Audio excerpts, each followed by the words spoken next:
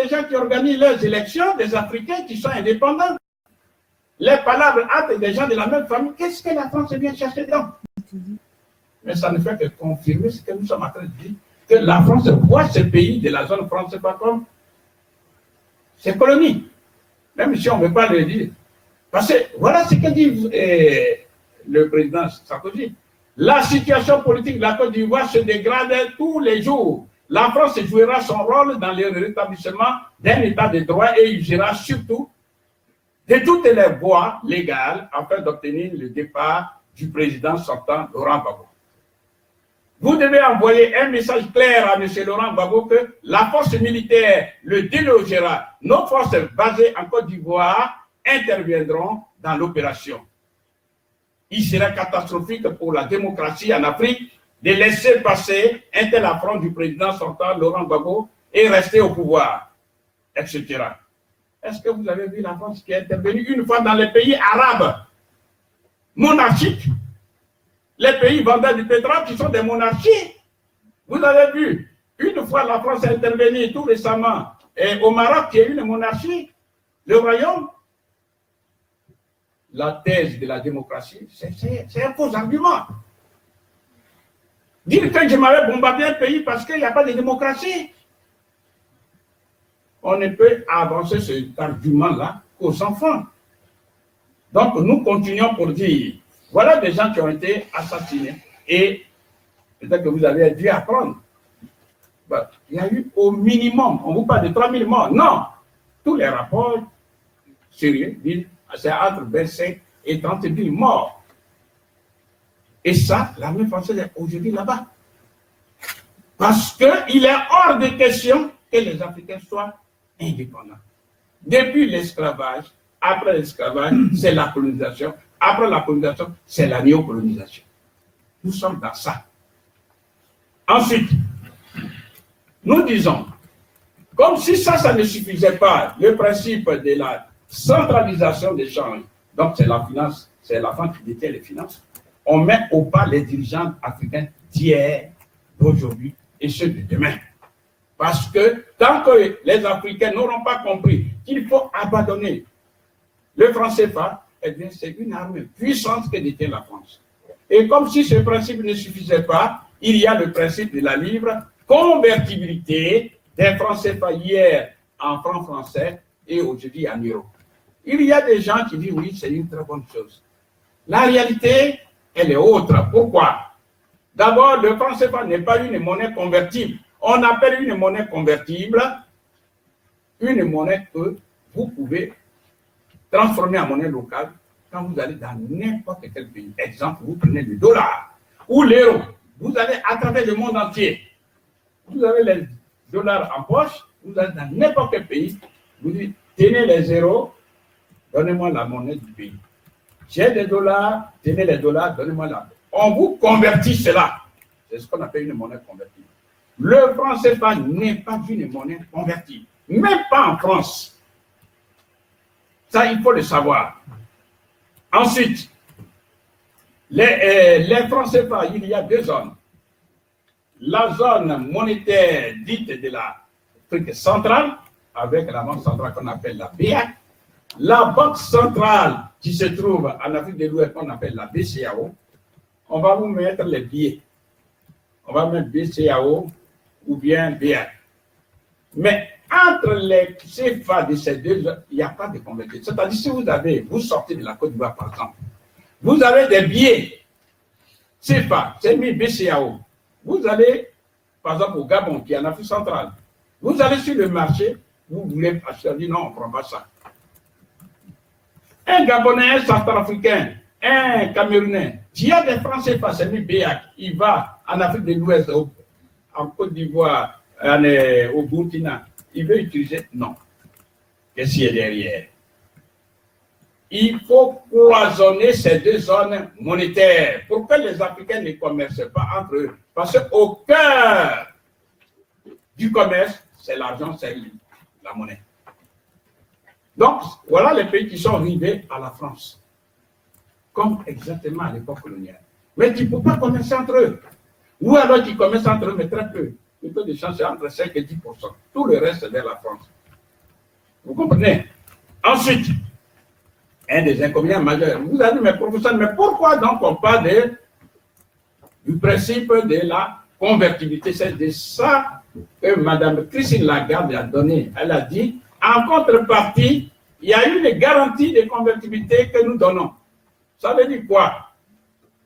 Ça veut dire, comme je vous l'ai dit, la France dit aux Africains ceci: quelle que soit la quantité de devises que vous aurez eues, apportez-nous ces devises et nous allons appuyer sur notre machine et on fabrique les francs CFA, on vous les donne. Quels sont les avantages? Le premier avantage pour la France, c'est que quand les Africains exportent, admettons pour 10 000 milliards de dollars, eh bien, les 10 000 milliards de dollars sont donnés à la France. Et elle appuie simplement sur la machine et elle sort des faux CFA. Des faux billets qu'on appelle les francs CFA, elle vient les convertir. Donc, la France s'enrichit, c'est ce qu'on appelle un enrichissement sans cause. La France s'enrichit sans cause à 4 occasions que je vais vous citer, pendant les exportations des Africains. Deuxième occasion, pendant les transferts de fonds, c'est-à-dire ceux qui sont hors de l'Afrique, qu'on appelle la diaspora, qui sont aux États-Unis, en Australie, en France et un peu partout. Quand ils envoient de l'argent à leurs parents, que se passe-t-il?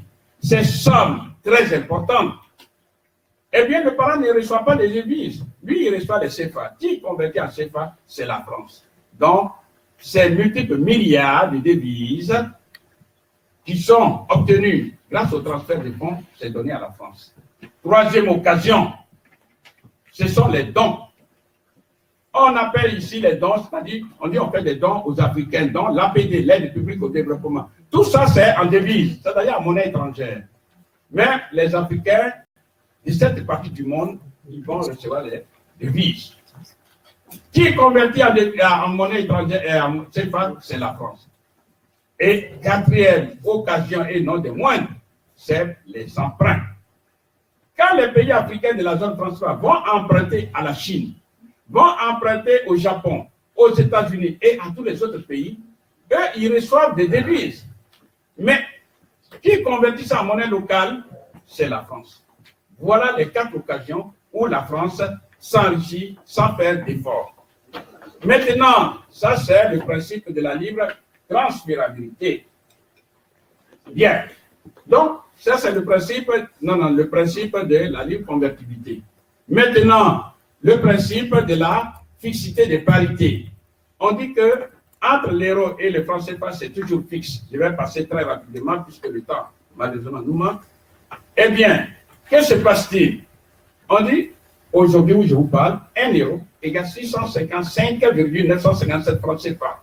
On va arrondir par commodité à 656. Et ça, c'est fixe. On dit que c'est une bonne chose. La réalité, elle est autre. Parce que lorsque vous voulez avoir une monnaie forte comme ça, ça veut dire qu'il y a le prix à payer.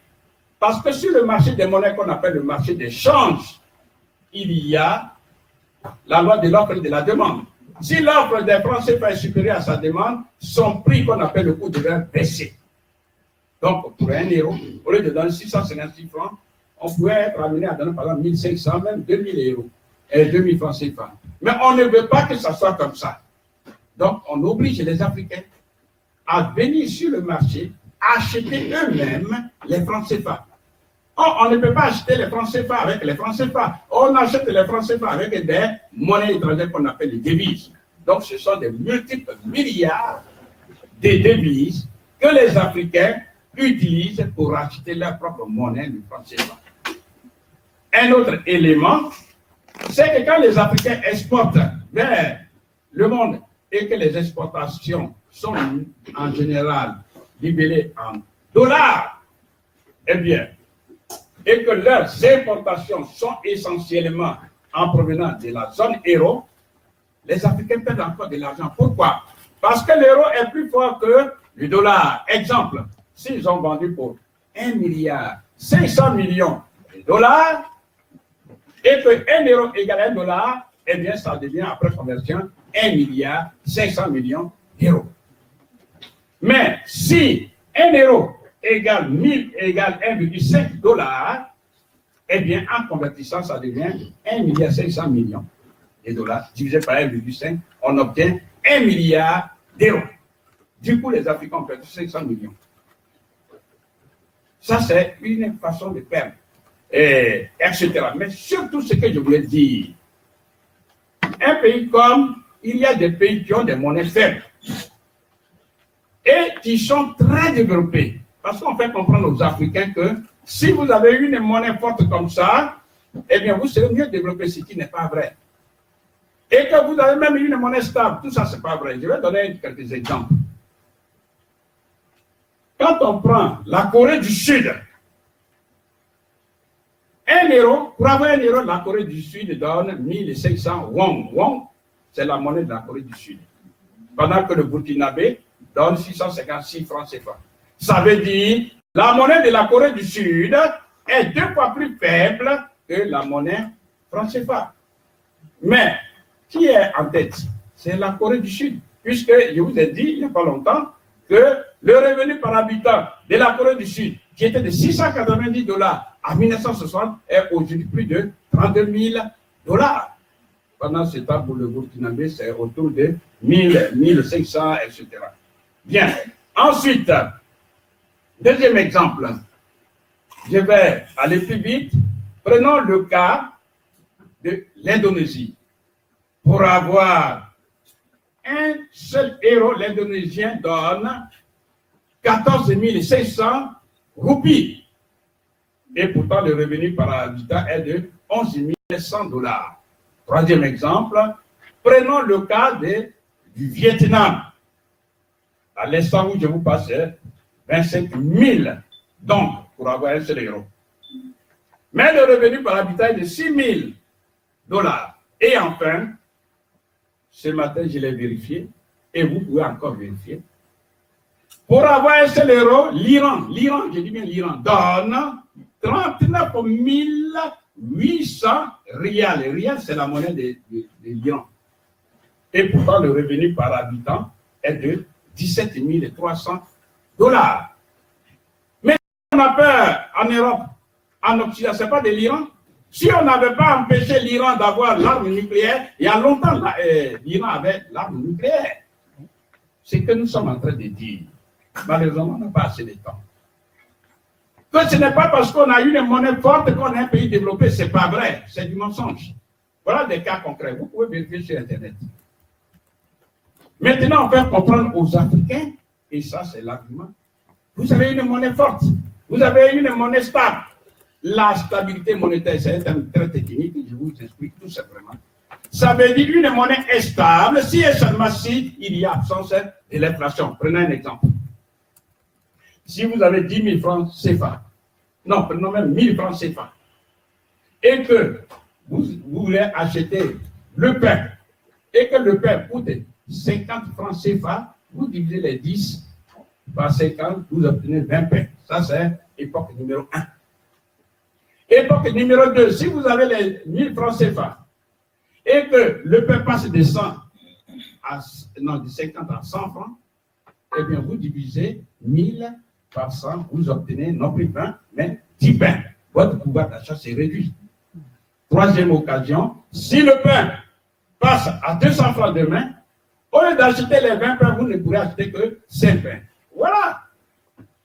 Donc, dans ces pays-là, puis c'est souvent un mouvement, que le revenu, il y a une stabilité monétaire. De quelle stabilité monétaire parle-t-on? Il y a le pouvoir d'achat de la monnaie, ce n'est rien d'autre que le rapport entre votre revenu et le niveau général des prix. C'est ce que j'ai matérialisé par le prix des pains. Donc tout ça, c'est du mensonge. Allons à l'essentiel. Je vais sauter et parler de la programmation, tout ça, mais ce que je voulais dire, puisqu'il faut malheureusement passer au débat, la question, comment peut-on débattre si on ne propose pas des solutions? Maintenant, avant de proposer cela, je vais dire un seul mot sur le principe de la libre transférabilité. Ça veut dire ceci. On vous dit, si vous investissez dans la zone franc CFA, vous pouvez transférer librement tous vos bénéfices et même les capitaux initialement investis. Quelles sont les conséquences?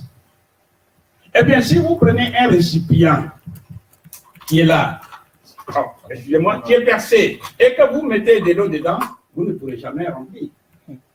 Donc, quand le principe, on vous dit ça, ça veut dire c'est une légalisation de la fuite des capitaux. Heureusement, nous parlons depuis Paris, depuis la France. Quand vous avez vu le cas de Jérôme Cahuzac, on cite son cas parce que c'est lui qui est public. Il a mis son argent à l'extérieur, quand on l'a attrapé, on ne lui a pas fait cadeau. En Afrique, ce genre de comportement est légal. Donc, la fuite des capitaux est légalisée. Quelles sont les conséquences? Dans ces conditions-là, il est difficile de constituer une épargne nationale, encore moins une épargne continentale. Dans ces conditions-là, puisqu'on ne constitue pas l'épargne, on va recourir à l'endettement extérieur, quel que soit celui qui prend le pouvoir, parce que la caisse est vide. Dans ces conditions-là, on assiste à un appauvrissement structurel des pays de la zone franc CFA. Et par voie de conséquence, la voie est ouverte pour ce qu'on appelle les investisseurs étrangers, qui viennent, ils prennent tout le pays, parce que les veines de l'économie sont ouvertes. Et l'indépendance politique est remise en cause. Du coup, on a des gens aujourd'hui qui prennent conscience de cet état de choses, comme par exemple le président Idriss Déby, que je n'ai pas le temps de citer, mais aujourd'hui qui reconnaît que le franc CFA n'est pas une bonne monnaie. Et il n'est pas le seul. Il y a le président du Burkina Faso. En un mot, au fur et à mesure que le temps passe, les opinions commencent à changer. Il y a des gens comme le président François Mitterrand qui dit qu'en ce début d'année, on continue à voler les Africains. Il s'appauvrit sans cesse. Il y aura encore plus de flux de capitaux de l'Afrique vers les pays industrialisés que l'inverse. Tout ceci a été encouragé par certains gaullistes. Ce sont des sommes phénoménales dégagées sur le dos de l'Afrique par les gaullistes. Nous, ça ne nous intéresse pas que ce soit des gaullistes ou pas. Ce que nous savons, c'est qu'il y a des sommes phénoménales qui se dégagent sur le dos des Africains. Voilà ce que dit le président Chirac. On oublie une chose.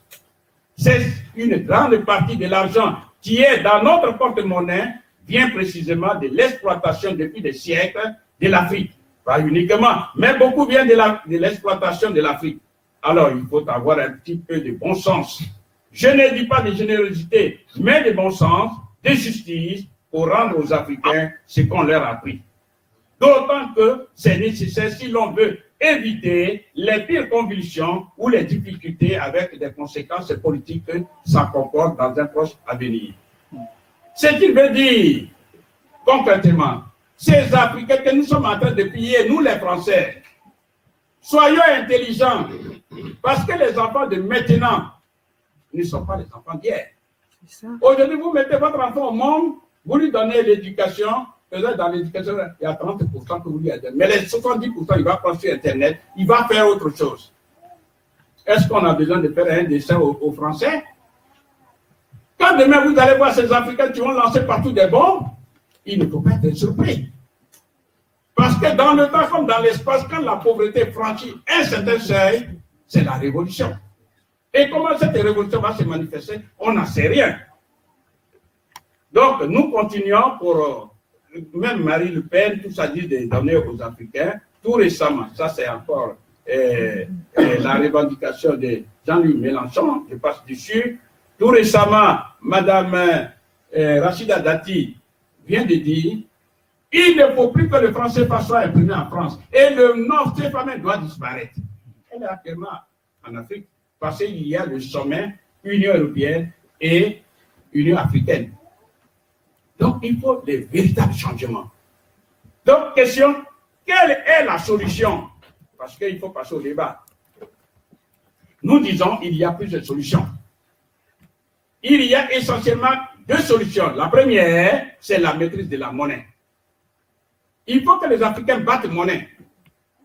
Deuxième solution, c'est la transformation en Afrique des matières premières en produits finis. Il y a la troisième solution, dont nous n'aurons pas le temps de parler, c'est la solution juridique. Et enfin, la quatrième, c'est la solution anthropologique. Ceux qui sont intéressés verront tout ça dans le livre. Mais parlons de la première solution, c'est la solution de la maîtrise de la monnaie.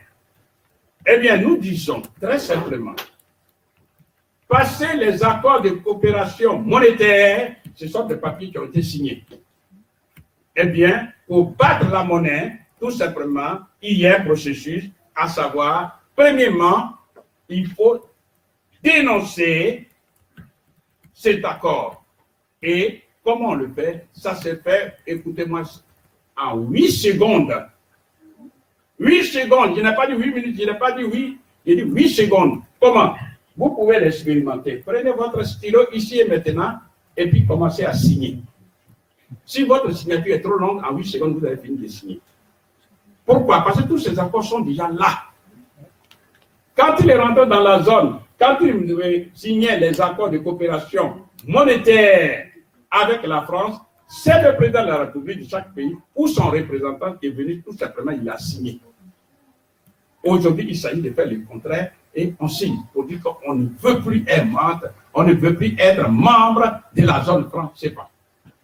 Comme ils sont 8 et ils sont 15, 8 fois 15, ça fait 120 secondes, c'est-à-dire en 2 minutes, ils ont fini de dénoncer le contrat.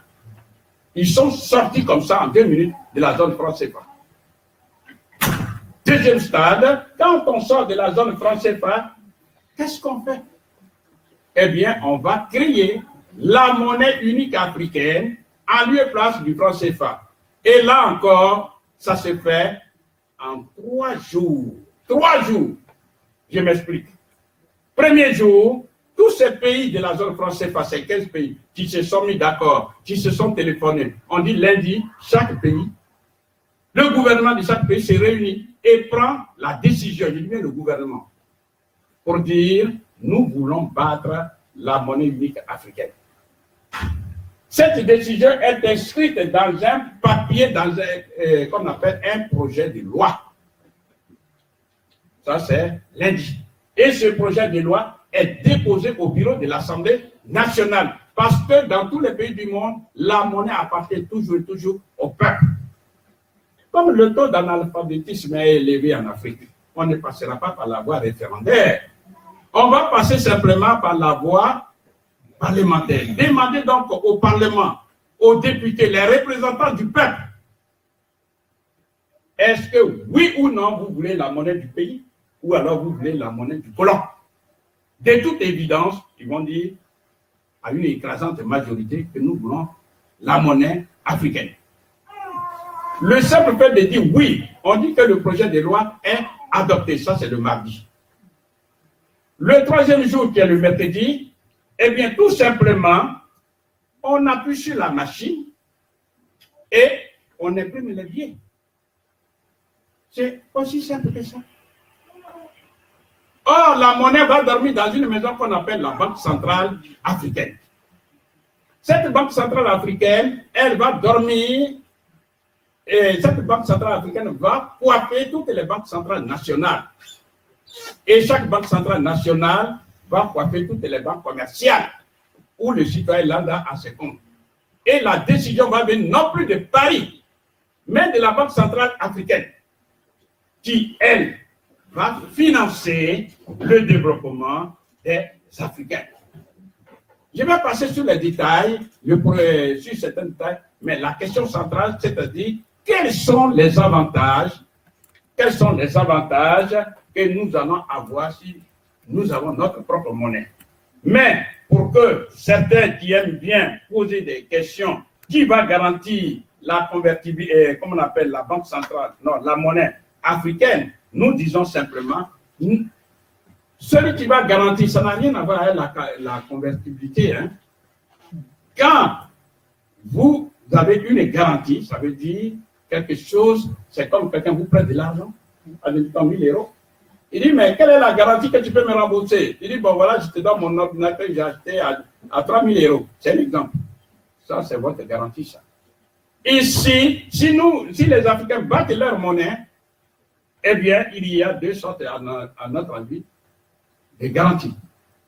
Il y a la garantie qu'on appelle la valeur synthétique des matières premières stratégiques que les Africains peuvent choisir pour dire notre monnaie est assise sur l'or, le diamant, le zinc, etc.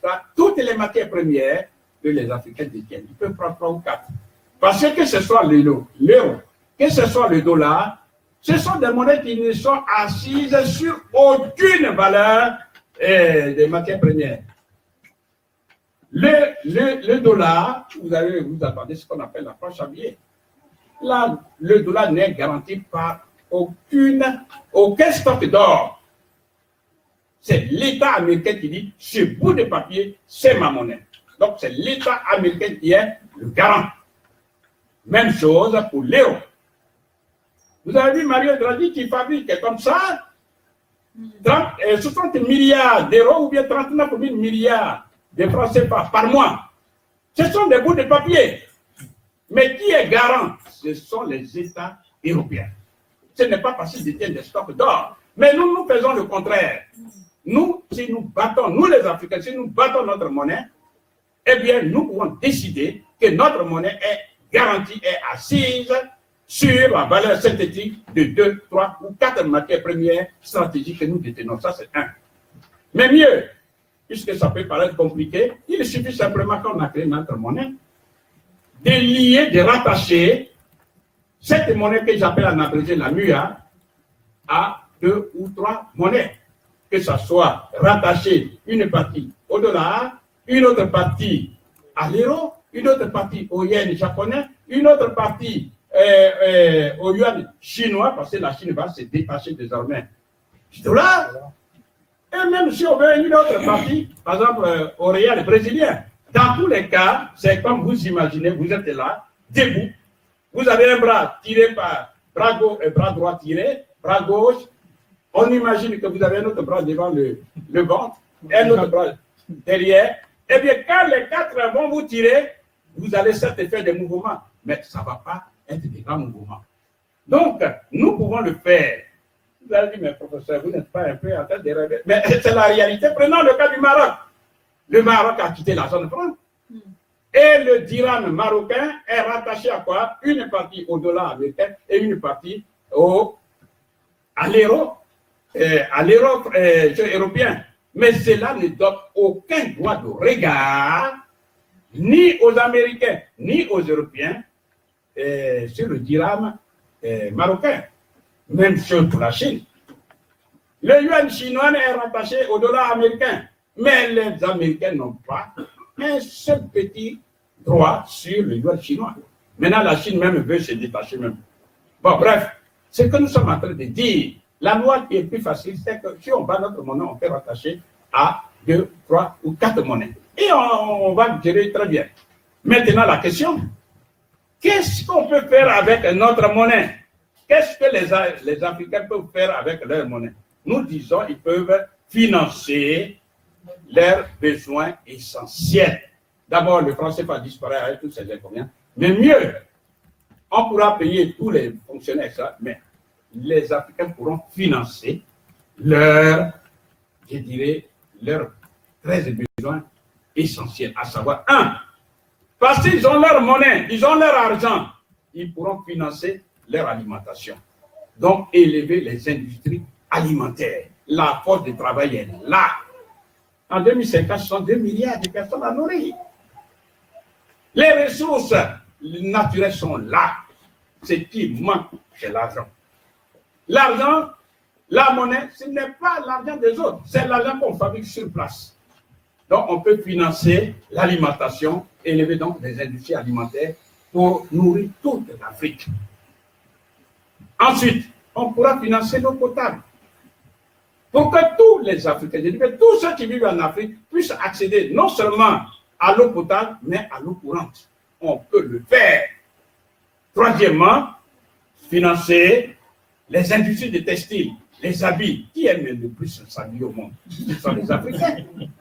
N'est-ce pas? Mais tout ce qui est, tout le coton, tout ça, ça se trouve en Afrique. Donc, il faut financer. Ce qui manque, c'est l'argent. Vous voyez les Africains qui vont jusqu'à dans le désert, mourir là-bas. Il y en a qui arrivent à braver. Ensuite, aller dans les océans, Vous voyez tout ce qu'est-ce qu'ils cherchent? Ce n'est pas parce qu'il veut être président ici, ce n'est pas parce qu'il cherche à être ministre. Il cherche tout simplement à travailler, se nourrir, c'est tout. Donc vous voyez la force vitale qui est là. On demande seulement au chef d'État africain de se donner les moyens objectifs de battre monnaie. Et tous ces postes de travail qui sont disponibles en Afrique vont travailler. C'est aussi simple que ça. Donc, on pourra financer non seulement les industries des textiles, mais quatrième besoin, l'habitat et qualité. Avec une vision, nous voulons donner un habitat décent à tous les Africains. Donc, ça suppose quoi? Ce sont des millions, des millions de logements que les Africains vont construire. Les forces de travail sont disponibles. Il y a de l'espace vital. Et ça, c'est un besoin, l'énergie renouvelable. Que ce soit hydraulique, etc., mais surtout l'énergie solaire. Le continent le plus ensoleillé au monde, c'est l'Afrique. Ce n'est plus un problème technique. Donc, on peut financer l'énergie, surtout l'énergie solaire, pour que partout dans les villages, on puisse accéder à l'énergie solaire, en tout cas à l'énergie. Or, si ces paysans ont accès à l'énergie solaire, qu'est-ce qui se passe-t-il? Ils n'ont plus besoin d'aller détruire les forêts pour pouvoir se nourrir ou se réchauffer. Et du coup, sans qu'on soit conscient, on contribue tout simplement à la protection du couvert végétal et qui va être profitable pour l'humanité. Parce que si la forêt de l'Afrique disparaît, vous voyez bien ce qui arrive. Hein? Ensuite, le transport. Eh bien, le transport, les bus, on peut favoriser ce qu'on appelle les transports collectifs et individuels, c'est vrai. Mais, ensuite, il faut que ces transports-là, il faut les routes. Ce n'est pas la main-d'œuvre qui manque.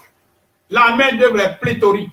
Donc, on peut construire les routes pour pouvoir désenclaver non seulement les villes, mais les pays entre eux, les pays africains. Parce que la conférence de Berlin, qui a fait de l'Afrique un réservoir, sinon une poussière d'État, ces frontières, il faut les faire disparaître. Comment? En faisant la libre circulation des personnes. Et grâce à des moyens, on peut faire les routes. Huitièmement, la santé. Dieu a fait l'homme tel que sa santé est fragile, où qu'il se trouve. Donc, nous disons, nous allons financer la santé, c'est-à-dire, nous allons ouvrir les centres de soins primaires dans les villages. Ensuite, des dispensaires et des hôpitaux dans les villes. Et on affecte le personnel soignant. Et ça, c'est facile, puisqu'on a de la main-d'œuvre qui construit des logements partout. Donc, on construit aussi en conséquence des bâtiments qui sont des centres de soins primaires, qui sont des dispensaires et des hôpitaux. Ensuite, qui dit santé veut dire aussi fabriquer les médicaments génériques. On peut le faire. Il y a beaucoup qui ont oublié, ils croient que c'est un problème de taux de mélanine, c'est le fait qu'il est noir, il n'est pas intelligent. Ça, on n'aura pas le temps. Sinon, j'allais vous montrer. L'homme est descendu pour la première fois, où ça? En Afrique.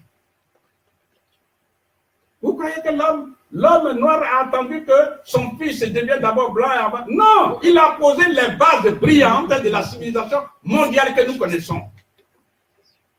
Si vous voulez, dans les questions, je reviendrai dessus. Mais j'aurais aimé avoir le temps et vous développer ce qu'on appelle la solution anthropologique pour enlever ce complexe d'infériorité de l'homme noir devant l'homme blanc. Ou alors ce complexe de supériorité de l'homme noir et de l'homme blanc sur le noir.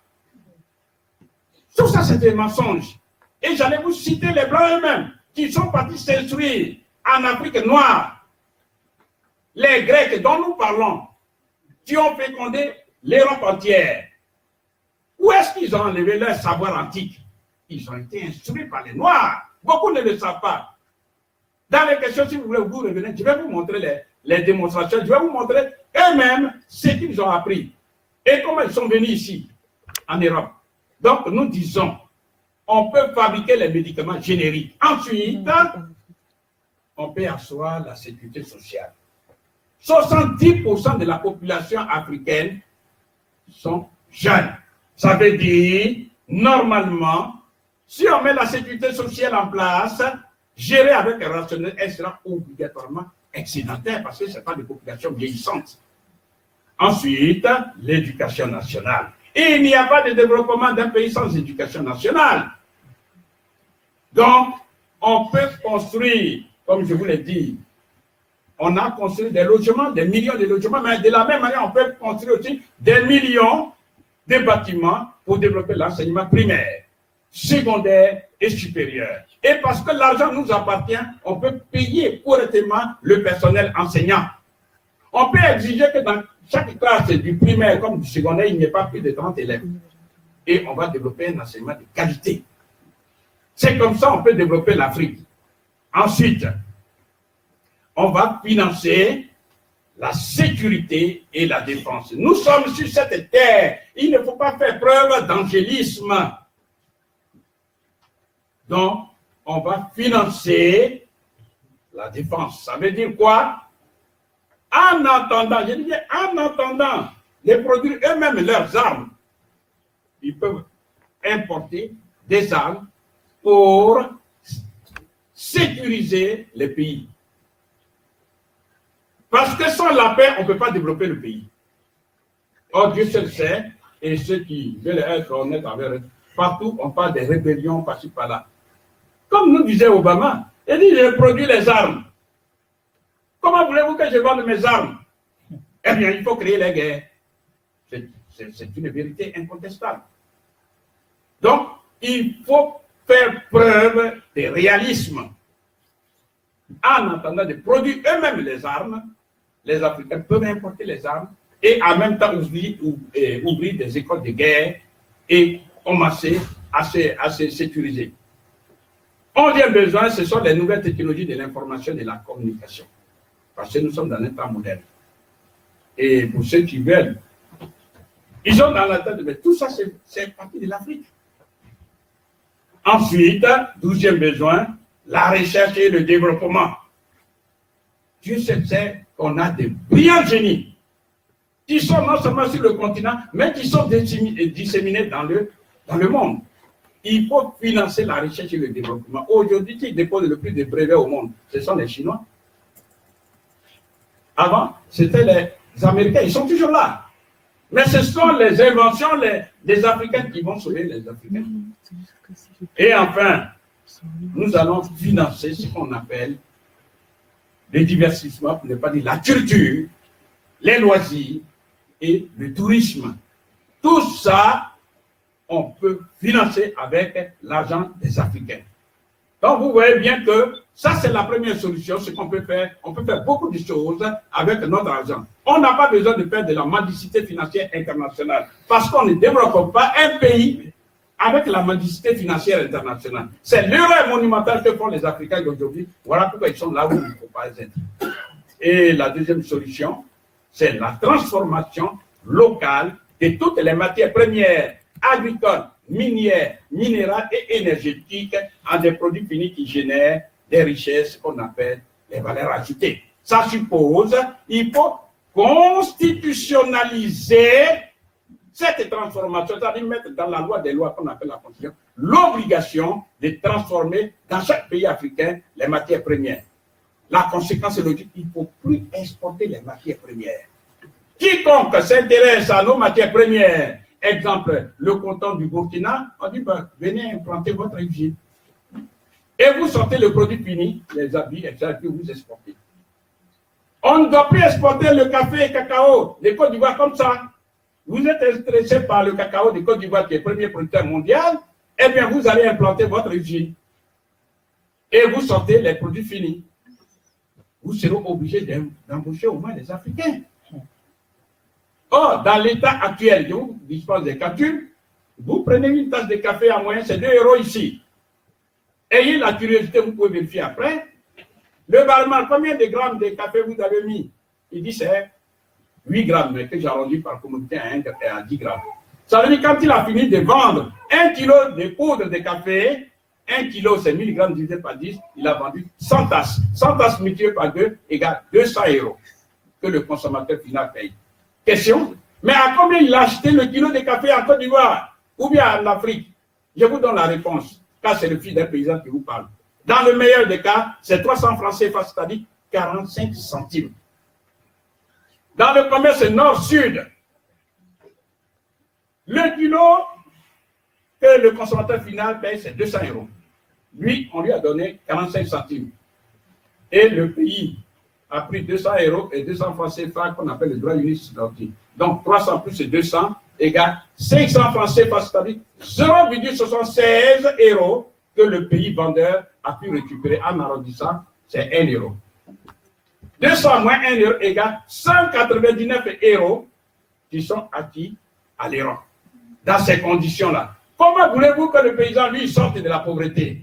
Non seulement il donne sa terre, mais il donne sa propre force de travail, la force de travail de ses enfants, la force de travail de sa femme, sinon de ses femmes, parce que souvent ils sont polygames, pour pouvoir avoir 45 centimes. En un mot, c'est ce qu'on appelle un système économique excluant qui de la salle à manger, celui-là même qui a produit la richesse. C'est-à-dire ici, nous supposons que nous sommes dans la salle à manger, c'est là où on prend le café, c'est 200 €. Mais pour entrer, il faut payer 200 €. Mais lui, il a 1 €. Il ne peut pas entrer, il est exclu. Donc, on voit l'Afrique comme une réserve de main-d'œuvre corvéable à perpétuité. Même si l'esclavage est supprimé officiellement, mais c'est modernisé. Donc, ce sont les Africains qui doivent prendre conscience de tout ça.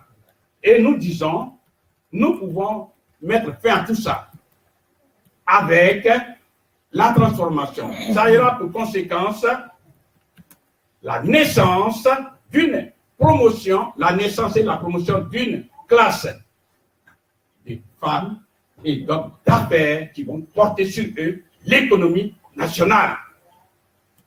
Ensuite, ça va permettre donc la mobilisation générale du génie inventif ou créatif qui sommeille dans le peuple africain.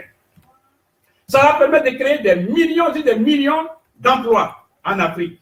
Du coup, si les Africains ont un pouvoir d'achat, eh bien, en attendant de fabriquer eux-mêmes leurs voitures, ils vont importer les produits à grosse valeur ajoutée comme les voitures. Ici, ils vont importer ça de l'Europe. Parce qu'entre l'Europe et l'Afrique, c'est 15 km. Ils ne vont pas aller forcément en Chine ou bien forcément en Australie. Donc, par leur consommation, parce qu'ils ont un grand pouvoir d'achat, ils vont relancer l'économie, les économies de l'Europe, notamment de la France. Du coup, la France va voir son chômage baisser significativement. Parce qu'il y a une masse de consommateurs qui se trouve là, entre l'Afrique et l'Europe, c'est 15 km.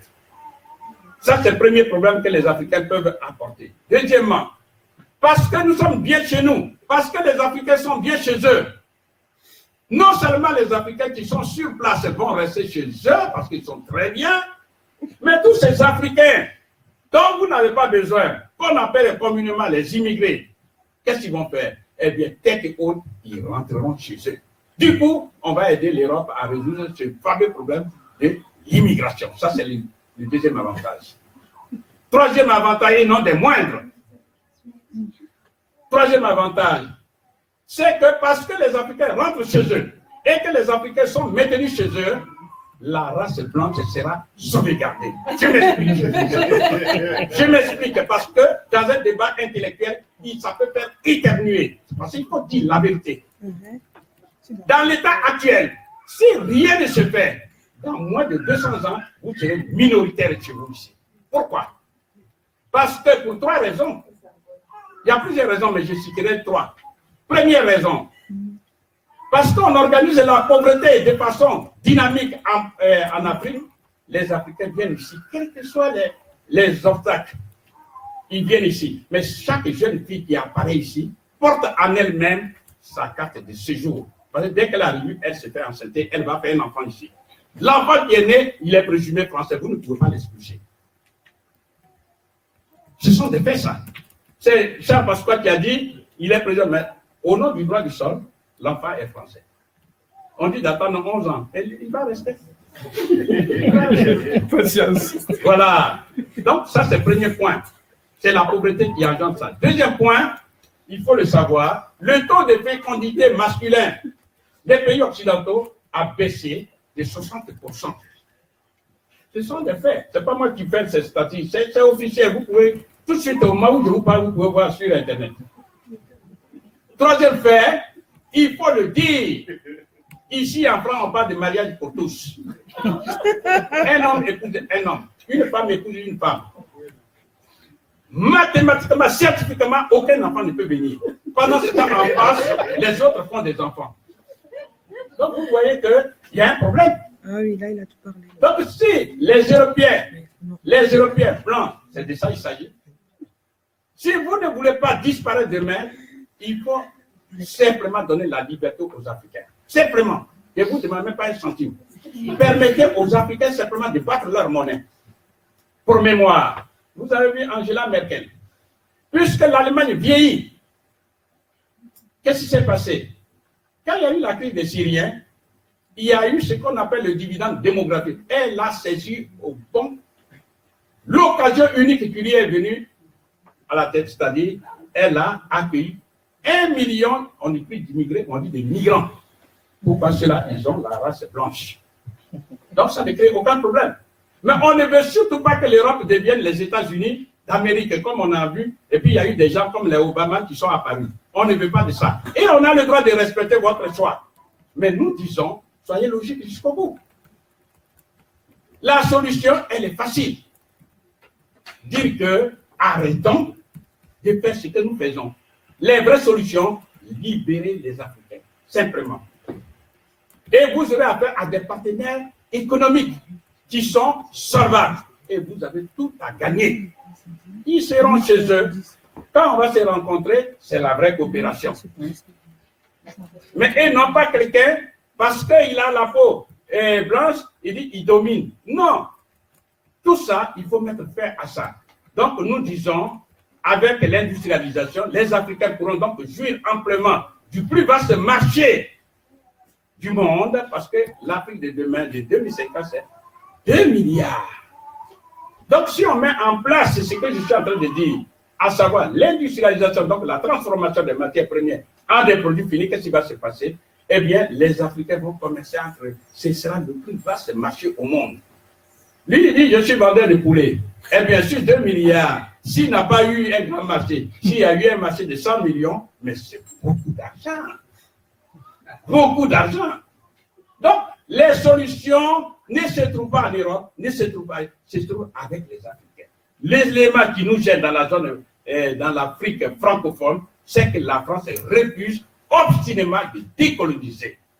Donc, il y a deux solutions. Soit la France prend conscience qu'il vaut mieux commercer, il vaut mieux changer complètement de mentalité parce que les choses ont changé et elle aura affaire à des gens qui parlent d'abord sa langue, car vous voyez bien que c'est un privilège. Et l'amitié sera véritable. Ou alors elle continue de tricher et hélas, 1000 fois hélas, elle aura un retour de bâton dont Chirac a parlé, qui risque d'être terrible. La solution juridique, je n'en parle plus. Je n'en parle plus parce que ça veut dire quoi? Vous avez vu au procès de Nuremberg, avec le procès, les Français ont demandé des réparations à l'Allemagne nazie. Et la France l'a eu. Mais ces Africains qui sont formés un peu partout, eh bien, puisque la France refuse de décoloniser et elle continue de maintenir le français, qu'est-ce qui va se passer? Eh bien, il y a un collectif qui va réunir tous les meilleurs juristes, y compris depuis les États-Unis, où se trouvent des peuples noirs, pour traduire l'État français en justice. Et elles seront obligées de payer. C'est ça qui va se produire. C'est ça qu'on appelle la solution juridique. Je ne rentre pas dans les détails. Maintenant, la solution anthropologique, on n'a pas le temps, mais je voudrais savoir. Voilà, dans la solution anthropologique, je voudrais que les uns et les autres sachent que la fameuse situation de l'esclavage dont les Africains sont victimes. D'abord, ici, historiquement, il y a eu l'esclavage entre peuples noirs et entre peuples blancs. Les Slaves, les voilà. C'est dit ça. Vous voyez bien, je montre simplement les images. Je vais passer. Et ça, ce n'est qu'après, quand ils ont rencontré les Noirs, ils ont fait l'unité entre eux contre les Noirs pour faire cet esclavage. Mais avant ça, eh bien, et c'est là que je vais m'arrêter en disant que, comme nous dit ici, un Français authentique, teint clair. Il dit que la race noire dominant sur le globe terrestre. Il faut en rechercher les types supérieurs, non pas dans le nègre dégénéré, c'est-à-dire nous qui sommes là, mais dans l'Abyssinien et le Nubien. Quand on dit Nubie, c'est le Soudan. En qui se conserve le moule de cette race parvenue à son apogée. Les Noirs envahirent le sud de l'Europe en des temps préhistoriques. La race blanche venait d'être réveillée par les attaques de la race noire qui commençait à l'envahir par le sud de l'Europe. Lutte inégale au début. Les Blancs à demi sauvages, sortant de leur forêt, de leur forêt et de leurs habitations lacustres, n'avaient d'autres ressources que les lances et les flèches aux pointes de pierre. Les Noirs avaient des armes de fer, des armures aériennes, toutes les ressources d'une civilisation industrieuse et leur cité cyclopéenne. Écrasés au départ, au premier choc, les Blancs amenés en captivité commencèrent par devenir en masse des esclaves des Noirs, qui les forcèrent à travailler la pierre et à porter les minéraux dans leurs fours. Cependant, des captifs échappés rapportaient dans leur patrie les usages, les arts et les fragments de science de leurs vainqueurs. Il les apprit des Noirs deux choses capitales, à savoir la fonte des métaux et l'écriture sacrée, les hiéroglyphes. Parce que souvent, on vous ment. Les prêtres de la race blanche. Oui, d'accord, j'ai fini. Là, donc, vous voyez bien, les prêtres de la race blanche ou nordique apprirent l'écriture, etc. Bon, j'ai fini. Et vous allez me dire, une seule hirondelle ne fait pas l'été. C'est vrai, mais il n'est pas le seul. J'ai dit que si j'avais le temps, je vous citerais au moins une vingtaine ou cinquantaine. Voilà ce que dit Victor Schwarzer, que vous connaissez. Et les Noirs ne sont pas stupides parce qu'ils sont noirs, mais parce qu'ils sont nos esclaves. L'Égypte doit tout aux Éthiopiens, c'est-à-dire aux Noirs. Ils les ont fondés terre. Partout, ils s'occupaient d'astronomie avec ardeur. Ils les élevèrent de nombreux monuments, réformèrent les caractères hiéroglyphes et inventèrent les caractères syllabiques. C'était le peuple le plus cultivé de l'univers. C'est eux qui fondèrent les premières écoles des sciences. Et ainsi de suite. Il y en a plein, mais j'ai fini avec celui-là. Voilà, c'est-à-dire que je vais arrêter parce que malheureusement le temps nous est compté. Mais que nous dit Bernard? Il dit, je dirais même que je suis convaincu que les dynasties les plus puissantes établies en Haute-Égypte, la première, la 11e, la 12e et la 18e dynastie étaient des pharaons que l'on peut juger à titre des Noirs. Donc vous voyez bien que tout ça, vous devez, même les Bonaparte, tout ça, ils sont partis pour voir les réalisations des Noirs. C'est pour dire que ceux qui ont honte d'être Noirs, nous disons simplement parce qu'ils sont dans un état de sous-information. Et ceux qui trouvent leur sentiment de supériorité, ceux aussi là, ils sont dans un état de sous-information. Donc, en conclusion, nous disons, pour se développer, l'Afrique doit battre sa propre monnaie, s'industrialiser, commercer essentiellement avec elle-même, financer les activités économiques, payer toutes ses dettes et financer sérieusement la réalisation effective de son unité sur les plans commercial, économique, politique, militaire et diplomatique. Je vous remercie.